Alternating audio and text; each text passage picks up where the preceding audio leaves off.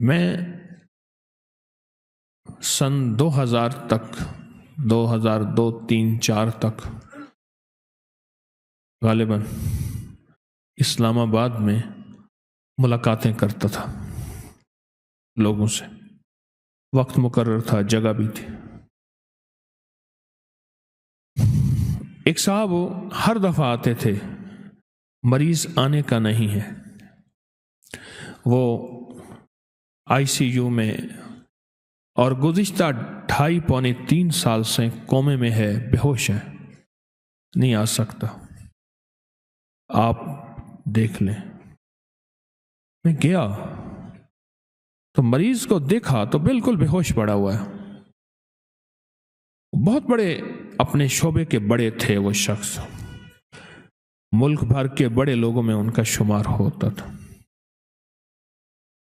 میں نے دیکھا نا، اسے کہنے لگے، کوئی کہتا ہے جادو ہے، کوئی کہتا ہے مرض ہے. 2.5 سال سے خاتون پڑی ہے، اس کو ہوش نہیں آیا، نہ زندہ ہوتی ہے نہ مرتی ہے. اللہ کی طرف سے میرے دل میں کچھ اللہ نے چھوٹا موٹا جو اپنے علم میں سے علم کا ذرہ عطا کی ہے، اللہ کے پاس تو علم کے خزانے ہیں. میں نے کہا اس کے لیے استغفار کریں،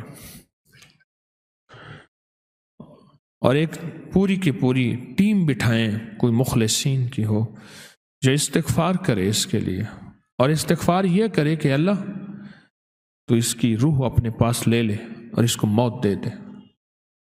بس استغفار کریں. اسے کہنے لگے موت؟ میں نے کہا سچ تو یہی ہے جو میری سمجھ میں آئی ہے، میں اپنی سمجھ کا دعویٰ نہیں کرتا. کچھ عرصے کے بعد وہاں کی ایک خاتون آئی، نرس، ریٹائر ہونے کے قریب تھی.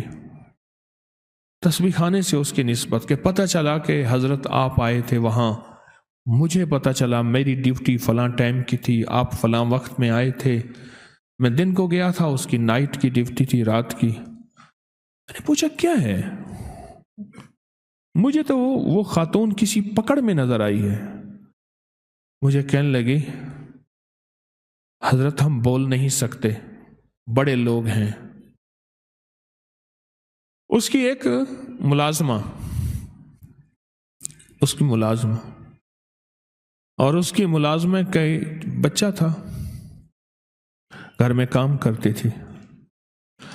اس کے بچے نے اٹھا کے کوئی چیز کھا لی جو اس کے دسترخوان پہ پڑی تھی.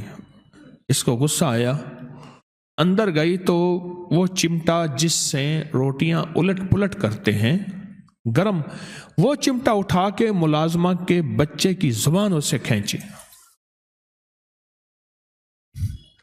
اس کی زبان جل گئی، بیچارہ چیختا رہا.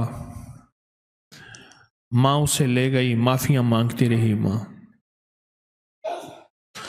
بس کچھ ہی عرصے کے بعد اس کے سر میں درد ہوا، اور سر میں درد کے بعد بے ہوش ہو گئی اور آج تک ہوش میں نہیں آئی. اللہ کے نبی علیہ السلام میرے کملی والے فرماتے ہیں، میں 70 دفعہ صبح اور 70 دفعہ شام استغفار کرتا ہوں. نبی پاک معصوم وہ فرماتے ہیں میں 70 دفعہ صبح، میں 70 دفعہ شام استغفار کرتا ہوں.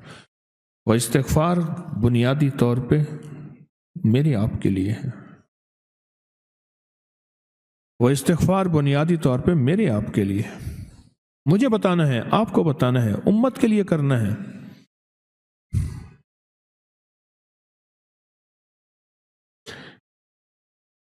اور اگر استغفار ہماری زندگی سے چلا جائے، نکل جائے،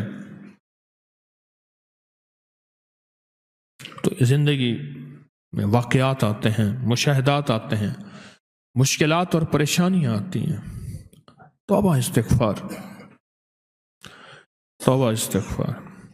اس استغفار کی انسان کو ضرورت ہے، میت کو ضرورت ہے، بچوں کو ضرورت ہے، اولاد کو ضرورت ہے، موجودہ نسلوں کو ضرورت ہے، آنے والی نسلوں کو ضرورت ہے.